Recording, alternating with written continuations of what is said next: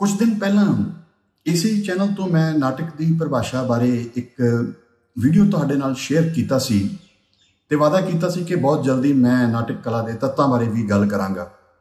और उस तो बाद मैनू काफ़ी सारे विद्यार्थियों के फोन भी आए और वो चाहते सन कि मैं इस विषय के उपर गल करां, क्योंकि ये उन्हां दी आम तौर पर सिलेबसां का हिस्सा हुंदा है इस सवाल। हालांकि किन्नी मंदभागी ते बड़ी अजीब जी गल है कि अज जो संसार भर का नाट चिंतन अते नाट अध्ययन बहुत अगलेरे पड़ावां ते पहुंच चुकिया है। नाटक अते रंगमंच की कला नूं दृश्य अते दर्शक के नज़रिए तो समझण दीआं कोशिशां हो रही ने। रंगमंच कला लई एक नवेकली भाषा की लोड़ महसूस की जा रही है और हरेक ड्रामाटिक टैक्सट नूं रंगमंच के नज़रिए तो अध्ययन किया जाता है, उसका मुलंकन ही रंगमंच के नज़रिए तो किया जाता है। उत्थे असी पंजाब दे पाठक और रंगमंच नाल जुड़े हुए लोग अज भी नाटक कला के बुनियादी सवालों के विच उलझे हुए हैं।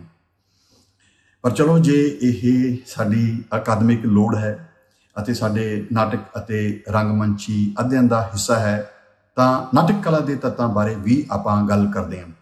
पर अगे जाण तो पहला मैं ये भी चाहांगा कि एक नज़र उस परिभाषा के उपर मार ली जाए जो मैं अपने उस वीडियो के विच तुहाडे नाल शेयर की सी। और उस भाषा नूं तैयार करदिआं आपां नाटक कला के नवेकले गुण लक्षणां नूं भी ध्यान विच रखिया सी। कुछ तत्तां दा हवाला भी उस परिभाषा दे विच आया सी, पर वो एक सरसरी या रैफरेंसी हवाला सी। अज आपां इन्हां तत्तां बारे डिटेल दे विच गल करांगे। तां आओ एक बार उस परिभाषा नूं देखदे हां। नाटक एक अजिही बिरतांतक रचना है जिहड़ी अदाकारां दे माध्यम नाल सिरजे गए एक कार्यशील दृश्य राहीं दर्शक मंडली सामने मंच उत्ते पेश की जाती है। इत्थे बिरतांत विच कथा कथानक अते सारियां कथानकी जुगतां शामिल हैं। अदाकार तत्व विच संवाद अते बोली आ जाते हैं। दृश्य इस दे रंगमंची पसार अते मंची पाठ वाल इशारा करता है अते दृश्य की कार्यशीलता नाटक के नाटकी अते द्वंदात्मक रूप नूं यकीनी बनाउंदी है। दर्शकों की हाज़री इस विच इसलिए जरूरी है ताकि एक तो यह हर हाल विच प्रदर्शनी कला बनी रहे अते दूजा डिजिटल माध्यम नालों भी इसका वखरा रूप कायम रहे। इस परिभाषा के आधार पर मैं नाटक के 4 मुढ़ले तत्त निर्धारित करना चाहांगा। ये 4 तत्त ने विचार, कथा अते कथानक, पात्र अते रंगमंच। इस तो पहला कि मैं इन्हां तत्तां दे बारे विस्तार दे विच गल करां, एक दो गल्लां स्पष्ट कर देनियां बिल्कुल ठीक रहणगियां कि इतिहास विच कई पड़ावां दे उपर नाटक अते रंगमंच कला के स्कॉलर्स ने, विद्वानां ते चिंतकां ने नाटक कला के तत्त निर्धारित करने की कोशिश की अते वो तत्त जिहड़े सन कई रूपों के विच एक दूजे तो वखरे सन, वध सन या घट सन। अजिहे कई मौके आए जदों एक तत्त नाटक कला विचों गायब कर दिता गया, जरूरी नहीं मन्निया गया, तो दूजे होर मौके ते उस तत्त नूं बहुत ही इंपॉर्टेंट महत्वपूर्ण मन्निया गया। मिसाल वजों अरस्तू ने अपने ग्रंथ पोएटिक्स विच नाटक कला की जो 6 तत्त निर्धारित किए वो सन प्लॉट भाव कथानक, पात्र, विचार, भाषा, संगीत अते दृश्य निर्माण। पर इन्हां ही समयां दे विच भरत मुनि ने नाटक कला के सिर्फ 3 तत्त पाठ, नेता अते रस निर्धारित किए। जे ध्यान नाल देखा जाए तो अरस्तू अते भरत मुनि द्वारा तय किए यही तत्त अगां 2000 साल की नाट चिंतन परंपरा का आधार है। इत्थे मैं भी स्पष्ट करना चाहांगा कि जिहड़े 4 तत्तां की गल मैं अगे तुहाडे नाल करन जा रहा मेरे नज़रिए तो वह नाटक कला के बुनियादी तत्त ने। इस तो बिना भी कुछ तत्त वखरे वखरे समयां दे उपर वक्खो वखरियां शैलियां दे विच सरगर्म देखे जा सकते हैं, पर ये 4 बुनियादी तत्त ने जिन्हां बिना शायद नाटक कला संभव नहीं है। शायद इन्हां नूं नाटक दे विचों खारिज नहीं किया जा सकता। तो इत्थे शायद शब्द मैं इसलिए इस्तेमाल कर रहा क्योंकि मैनूं पता है इतिहास विच कुछ अजिहे प्रयोग भी हुए ने कि इन्हां 4 बुनियादी तत्तां नूं भी नाटक विचों कढ देण दीआं कोशिशां होईआं ने। उदाहरण के तौर पर थिएटर ऑफ एबसर्ड दे विच एबसर्डवादी रंगमंच दे विच रवायती किस्म का कथानक नहीं हुंदा। ਸੈਮੂਅਲ ਬੈਕ ਦਾ ਜੋ ਨਾਟਕ ਹੈ ਵੇਟਿੰਗ ਫਾਰ ਗੋਦੋ, ਪੂਰਾ 2.5-3 ਘੰਟੇ ਦਾ ਨਾਟਕ ਹੈ, ਤੇ ਉਸ ਨਾਟਕ ਦੇ ਵਿੱਚ ਕੋਈ ਕਥਾ ਜਾਂ ਕਥਾਨਕ ਨਹੀਂ ਹੈ। ਦੇਖਣ ਦੇ ਵਿੱਚ ਤਾਂ ਇਦਾਂ ਹੀ ਲੱਗਦਾ ਕਿ ਕੁਝ ਪਾਤਰ ਮੰਚ ਦੇ ਉੱਪਰ ਖੜੇ ਨੇ ਤੇ ਲਗਾਤਾਰ ਗੱਲਾਂ ਹੀ ਕਰ ਰਹੇ ਨੇ ਤੇ ਗੱਲਾਂ ਹੀ ਕਰ ਰਹੇ ਨੇ। ਹਾਲਾਂਕਿ ਉਸ ਦੇ ਵਿੱਚ ਇੱਕ ਵੱਖਰੀ ਕਿਸਮ ਦਾ ਕਥਾਨਕ ਹੈ। ਉਸ ਦਾ ਕਥਾਨਕ ਦਾ ਨਾਂ ਹੋਣਾ ਹੀ ਆਪਣੇ ਆਪ ਦੇ ਵਿੱਚ ਇੱਕ ਕਥਾਨਕ ਹੈ, ਲੇਕਿਨ ਉਹ ਇੱਕ ਵੱਖਰੇ ਵੀਡੀਓ ਦਾ ਵਿਸ਼ਾ ਹੈ। ਕਦੇ ਜਦੋਂ ਥੀਏਟਰ ਆਫ ਐਬਸਰਡ ਦੇ ਬਾਰੇ ਗੱਲ ਕਰਾਂਗੇ ਮੈਂ ਉਸ ਮੁੱਦੇ ਨਾਲ ਉੱਪਰ ਵੀ ਗੱਲ ਕਰਨੀ ਚਾਹੂੰਗਾ। ਲੇਕਿਨ ਇਹ ਉਹ 4 ਬੁਨਿਆਦੀ ਤੱਤ ਨੇ ਜਿਨ੍ਹਾਂ ਨੂੰ ਨਾਟਕ ਕਲਾ ਦੇ ਵਿੱਚੋਂ ਖਾਰਜ ਕਰਨਾ ਸ਼ਾਇਦ ਸੰਭਵ ਨਹੀਂ ਹੋਏਗਾ। ਆਪਾਂ ਇਸ ਦੇ ਬਾਰੇ ਗੱਲ ਕਰਦੇ ਹਾਂ।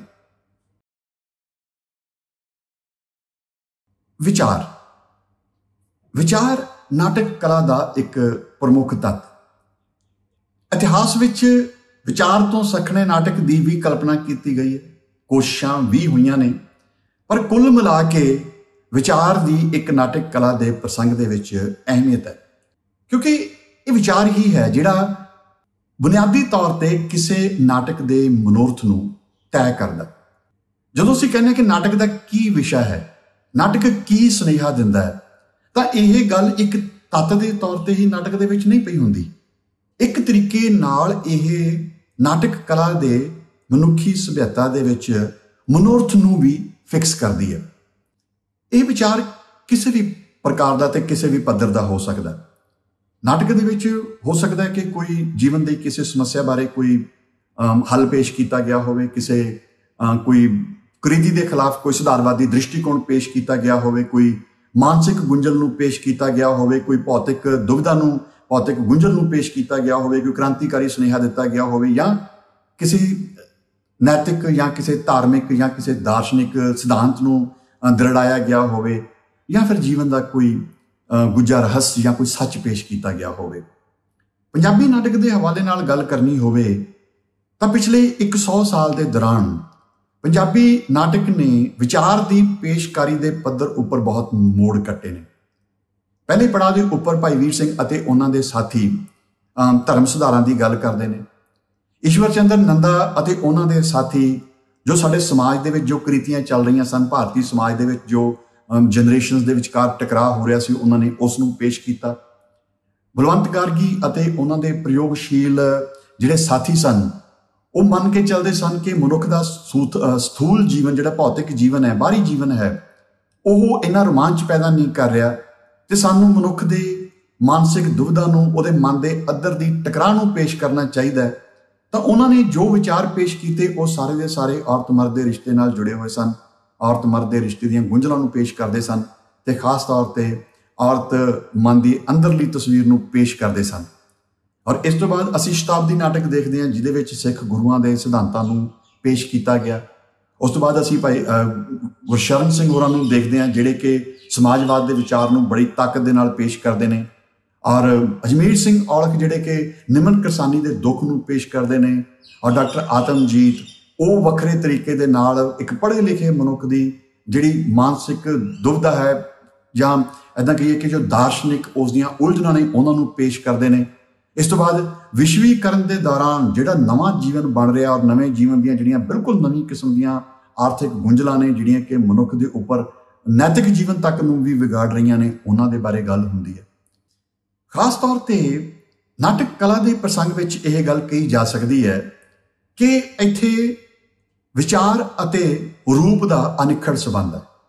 ਭਾਵੇਂ ਇੱਕ ਨਾਟਕਕਾਰ ਦੇ ਮਨ ਵਿੱਚ ਜਦੋਂ ਕੋਈ ਵਿਚਾਰ ਆਉਂਦਾ ਹੈ, ਉਹ ਨਾਟਕ ਦਾ ਰੂਪ ਵੀ ਆਮ ਤੌਰ ਤੇ ਨਾਲ ਲੈ ਕੇ ਆਉਂਦਾ ਹੈ।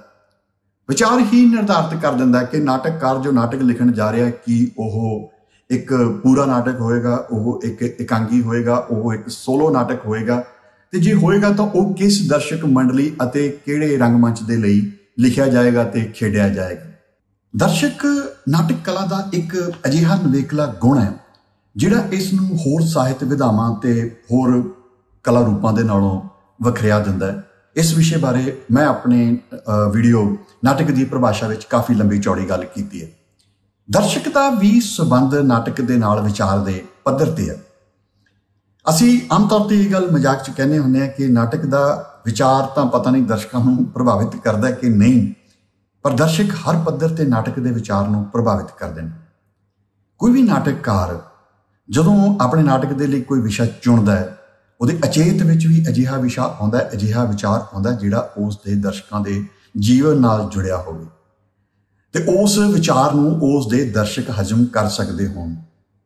ਇਹੀ ਕਾਰਨ ਹੈ ਪੰਜਾਬੀ ਦੇ ਵਿੱਚ ਕੰਮ ਸੰਬੰਧਾਂ ਬਾਰੇ ਕਦੇ ਨਾਟਕ ਨਹੀਂ ਲਿਖੇ ਜਾਂਦੇ, ਕਿਉਂਕਿ ਸਾਡੇ ਦਰਸ਼ਕ ਹਾਲੇ ਸੱਭਿਆਚਾਰਕ ਕਾਰਨਾਂ ਕਰਕੇ ਉਸ ਪੱਧਰ ਦੇ ਉੱਪਰ ਤਿਆਰ ਨਹੀਂ ਹੋਏ। ਸਮੂਹਿਕ ਤੌਰ ਦੇ ਉੱਪਰ ਉਹ ਅਜਿਹੇ ਕਿਸੇ ਵਿਸ਼ੇ ਉੱਪਰ ਹਾਲੇ ਗੱਲ ਕਰਨ ਦੀ, ਸੁਣਨ ਦੀ ਸਥਿਤੀ ਵਿੱਚ ਨਹੀਂ। ਪੰਜਾਬੀ ਦੇ ਵਿੱਚ ਪੋਲੀਟੀਕਲ ਨਾਟਕ ਇਸੇ ਕਰਕੇ ਨਹੀਂ ਲਿਖੇ ਜਾਂਦੇ ਕਿਉਂਕਿ ਜਦੋਂ ਮੰਚ ਤੋਂ ਕੋਈ ਰਾਜਨੀਤੀ ਗੱਲ ਕੀਤੀ ਜਾਂਦੀ ਹੈ ਤਾਂ ਉਹਦੇ ਵਿੱਚ ਦਰਸ਼ਕਾਂ ਦੇ ਵੱਖੋ ਵੱਖਰੇ ਅਚੇਤ ਮਨ ਹੋ ਸਕਦੇ ਨੇ, ਦਰਸ਼ਕਾਂ ਦੇ ਵੱਖੋ ਵੱਖਰੇ ਵਿਚਾਰ ਹੋ ਸਕਦੇ ਨੇ ਜਿਹੜੇ ਆਪਸ ਦੇ ਵਿੱਚ ਟਕਰਾ ਸਕਦੇ ਨੇ। ਸਵਾਏ ਗੁਰਸ਼ਰਨ ਸਿੰਘ ਤੋਂ ਪੰਜਾਬੀ ਨਾਟਕ ਦੇ ਵਿੱਚ ਸ਼ਾਇਦ ਹੀ ਕਿਸੇ ਨੇ ਸਿਆਸੀ ਵਿਸ਼ੇ ਉੱਪਰ ਇੰਨਾ ਖੁੱਲ੍ਹ ਕੇ ਗੱਲ ਕੀਤੀ ਹੋਵੇ, ਔਰ ਅਸੀਂ ਜਾਣਦੇ ਹਾਂ ਕਿ ਗੁਰਸ਼ਰਨ ਭਾਜੀ ਨੂੰ ਵੀ ਕਈ ਵਾਰ ਵਿਰੋਧਾਂ ਦਾ ਸਾਹਮਣਾ ਕਰਨਾ ਪਿਆ।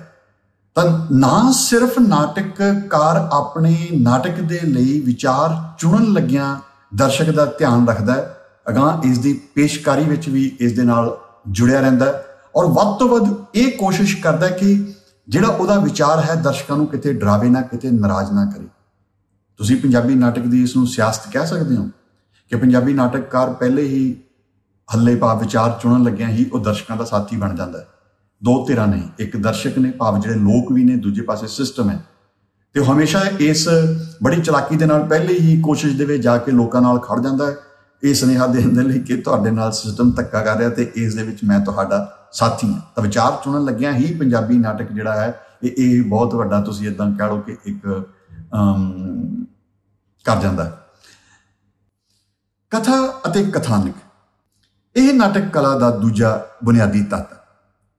ਹਾਲਾਂਕਿ ਇਤਿਹਾਸ ਵਿੱਚ ਕਈ ਵਾਰ ਅਜਿਹੀਆਂ ਕੋਸ਼ਿਸ਼ਾਂ ਹੋਈਆਂ, ਜਿਵੇਂ ਕਿ ਮੈਂ ਪਿੱਛੇ ਵੀ ਦੱਸਿਆ, ਕਿ ਕਥਾ ਤੇ ਕਥਾਨਕ ਤੱਤ ਨੂੰ ਨਾਟਕ ਕਲਾ ਵਿੱਚੋਂ ਖਾਰਜ ਕਰਨ ਦੀਆਂ ਕੋਸ਼ਿਸ਼ਾਂ ਹੋਈਆਂ, ਜਿਵੇਂ ਕਿ ਐਬਸਰਡ ਥੀਏਟਰ ਦੇ ਵਿੱਚ ਕੁਝ ਪ੍ਰਯੋਗ ਹੋਏ, ਪਰ ਇਹ ਪ੍ਰਯੋਗ ਸਿਰਫ ਪ੍ਰਯੋਗਾਂ ਦੇ ਪੱਧਰ ਤੇ ਰਹੇ। ਅਦਰਵਾਈਜ਼ ਨਾਟਕ ਕਲਾ ਦੇ ਲਈ ਕਥਾ ਅਤੇ ਕਥਾਨਕ ਤੱਤ ਬਹੁਤ ਮਹੱਤਵਪੂਰਨ ਰਹੇ ਨੇ। ਕਥਾ ਅਤੇ ਉਸ ਦੇ ਆਧਾਰ ਤੇ ਸਿਰਜਿਆ ਹੋਇਆ ਕਥਾਨਕ ਭਾਵ ਘਟਨਾਵਾਂ ਦੀ ਇੱਕ ਖਾਸ ਕਿਸਮ ਦੀ ਧਰਤੀ। ਇਹ ਕਥਾਨਕ ਦੋ ਤਰੀਕੇ ਦਾ ਹੋ ਸਕਦਾ ਹੈ, ਲਕੀਰੀ ਅਤੇ ਗੈਰ ਲਕੀਰੀ। ਇਸ ਬਾਰੇ ਇੱਕ ਮੇਰਾ ਵਿਸਤ੍ਰਿਤ ਵੀਡੀਓ ਕਥਾਨਕ ਟਾਈਟਲ ਦੇ ਅਧੀਨ ਇਸੇ ਹੀ ਚੈਨਲ ਦੇ ਉੱਪਰ ਪਿਆ, ਸਿੰਪਲੀਫਾਈਡ ਸੀਰੀਜ਼ ਦੇ ਵਿੱਚ। ਮੇਰੀ ਬੇਨਤੀ ਹੈ ਕਿ ਤੁਸੀਂ ਕਥਾ ਅਤੇ ਕਥਾਨਕ ਤੱਤ ਨੂੰ ਹੋਰ ਡਿਟੇਲ ਦੇ ਵਿੱਚ ਸਮਝਣ ਦੇ ਲਈ ਉਹ ਵੀਡੀਓ ਦੇਖਣਾ।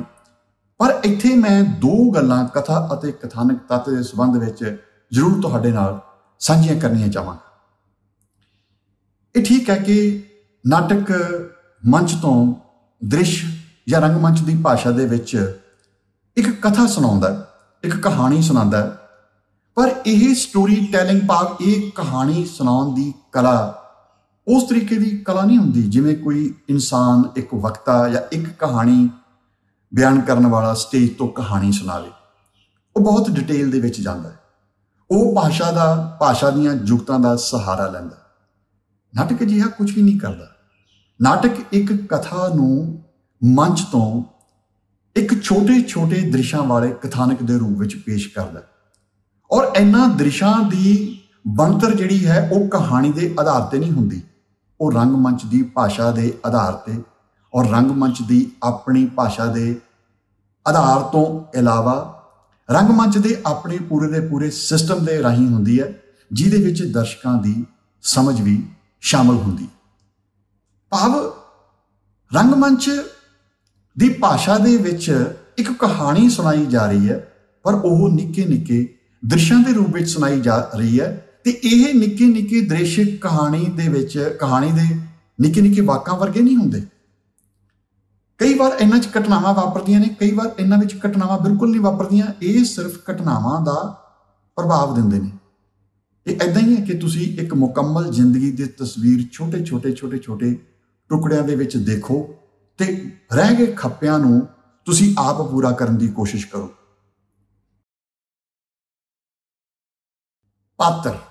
ਪਾਤਰ ਨਾਟਕ ਕਲਾ ਦਾ ਇੱਕੋ ਇੱਕ ਅਜਿਹਾ ਤੱਤ ਹੈ ਜਿਸ ਨੂੰ ਅਸੀਂ ਜ਼ੋਰ ਲਾ ਕੇ, ਅਸੀਂ ਚਾਹ ਕੇ, ਅਸੀਂ ਪ੍ਰਯੋਗ ਦੇ ਤੌਰ ਤੇ ਵੀ ਕਦੇ ਨਾਟਕ ਕਲਾ ਵਿੱਚੋਂ ਖਾਰਜ ਨਹੀਂ ਕਰ ਸਕਦੇ। ਭਰਤ ਮੁਨੀ ਨੇ ਪਾਤਰ ਨੂੰ ਇੰਨਾ ਕੁ ਮਹੱਤਵਪੂਰਨ ਤੱਤ ਮੰਨਿਆ ਕਿ ਨਾਟ ਸ਼ਾਸਤਰ ਦੇ ਕਿੰਨੇ ਚੈਪਟਰ ਸਿਰਫ ਅਦਾਕਾਰੀ ਉੱਤੇ ਖੜੇ।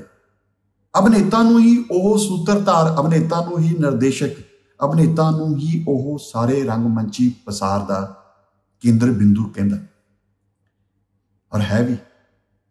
ਪਾਤਰ ਦੇ ਤੌਰ ਦੇ ਉੱਪਰ ਇੱਕ ਟੈਕਸਟ ਦੇ ਵਿੱਚ ਜਿਹੜਾ ਤੱਤ ਸਾਡੇ ਕੋਲੇ ਸ਼ਾਮਲ ਹੁੰਦਾ ਹੈ ਉਹ ਰੰਗਮੰਚ ਤੱਕ ਫੈਲਦਾ ਹੈ।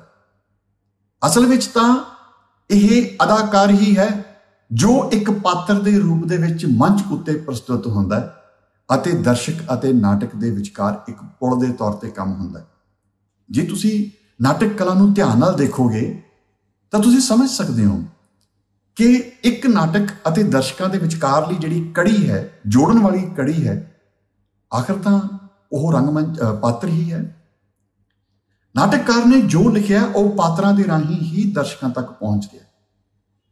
ਪਾਤਰ ਕਈ ਕਿਸਮ ਦੇ ਹੋ ਸਕਦੇ ਨੇ, ਨਾਇਕ, ਖਲਨਾਇਕ, ਪ੍ਰਤੀਨਾਇਕ, ਸਹਿਨਾਇਕ, ਨਾਇਕਾ, ਕਿਤੇ ਕਿਤੇ ਕੇਂਦਰੀ ਪਾਤਰ ਭਾਵ ਪ੍ਰੋਟੈਗਨਿਸਟ।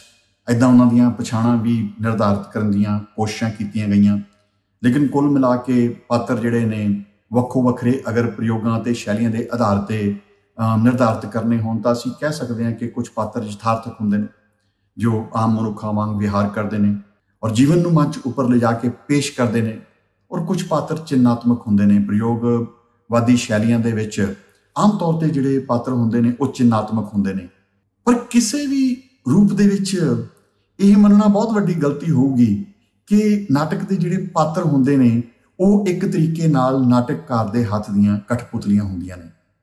ਇੱਕ ਬਹੁਤ ਵੱਡੀ ਮਿਸਕਨਸੈਪਸ਼ਨ ਹੈ, ਬਹੁਤ ਵੱਡੀ ਭ੍ਰਾਂਤੀ ਹੈ ਜਿਹੜੀ ਕਿ ਆਮ ਤੌਰ ਤੇ ਅਸੀਂ ਅਚੇਤ ਹੀ ਕਹਿ ਦਿੰਦੇ ਹਾਂ ਕਿ ਪਾਤਰ ਨਾਟਕਕਾਰ ਦੇ ਹੱਥ ਦੀਆਂ ਕਠਪੁਤਲੀਆਂ ਹੁੰਦੀਆਂ ਨੇ। ਅਜਿਹਾ ਬਿਲਕੁਲ ਨਹੀਂ।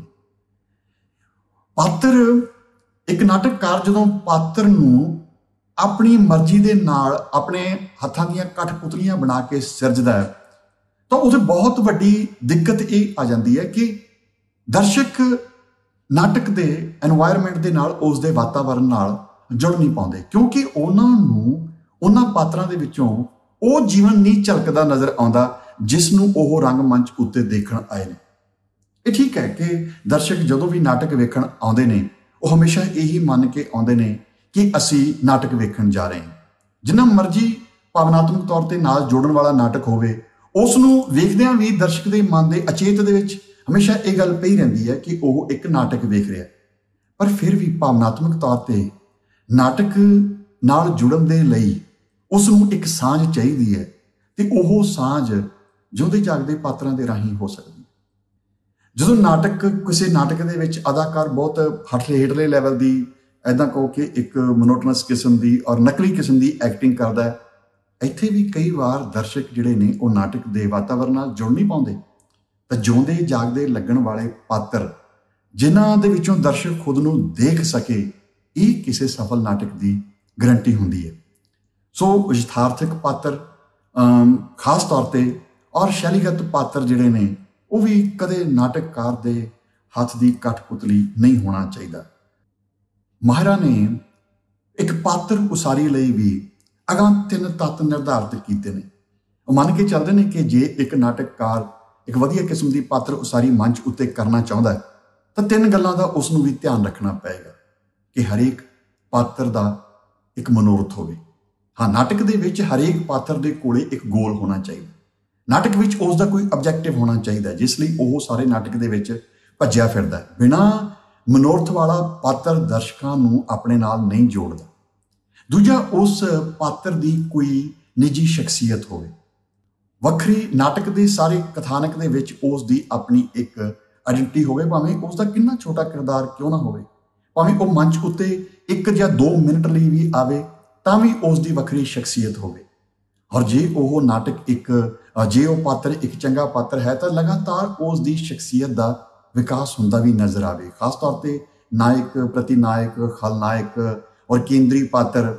ਮਾਹਿਰ ਕਹਿੰਦੇ ਨੇ ਕਿ ਜੇ ਇਹਨਾਂ ਦਾ ਸਾਰੇ ਨਾਟਕੀ ਕਥਾਨਕ ਦੇ ਦੌਰਾਨ ਸ਼ਖਸੀਅਤ ਦਾ ਵਿਕਾਸ ਹੁੰਦਾ ਹੈ ਤਾਂ ਅਜਿਹੇ ਨਾਟਕ ਦੇ ਸਫਲ ਹੋਣ ਦੇ ਬਹੁਤ ਜ਼ਿਆਦਾ ਚਾਂਸ ਹੋ ਜਾਂਦੇ ਨੇ।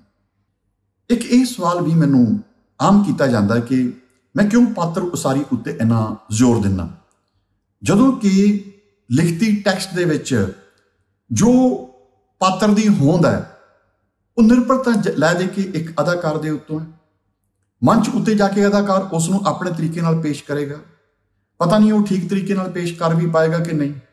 उस दे विच अदाकार की शख्सियत पर्सनैलिटी भी शामिल हो जाएगी, उसका हुनर भी शामिल हो जाएगा। तो फिर क्यों एक पात्र नाटक की लिखत टैक्सट दे विच पाठ दे विच महत्वपूर्ण है। तो इत्थे मेरा विचार ये है कि जे एक नाटक दे विच एक मुकम्मल पात्र उसारी हुई है वो तां ही किसी अदाकार दे काम दी है। जे नाटककार नूं पात्र उसारी का पता ही नहीं, उसने एक चंगे पात्र की सिरजना ही नहीं की, तो एक चंगे तो चंगा अदाकार भी उस लिए कुछ नहीं कर सकेगा, वो मार खा जाएगा मंच के उत्ते। यही कारण दुनिया के चंगे एक्टर फिल्मों में थिएटर में वो कुछ नहीं वेखते, सब तो पहला वो ये देखते हैं कि की मेरे करन लायक रोल है, एक करैक्टर इहो जिहा है जिसनों मैं मंच तो कर सकां।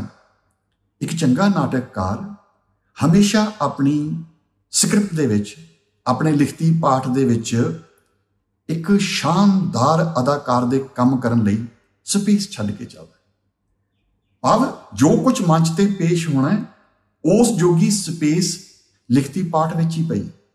जे लिखती पाठ विच वो स्पेस नहीं है तो फिर मंच उपर जाके भी कुछ नहीं हो सकेगा। अरस्तु ने भाषा अते संवाद नूं नाटक का एक मुकम्मल अते संपूर्ण तत्व मन्निया सी, वखरा तत्व।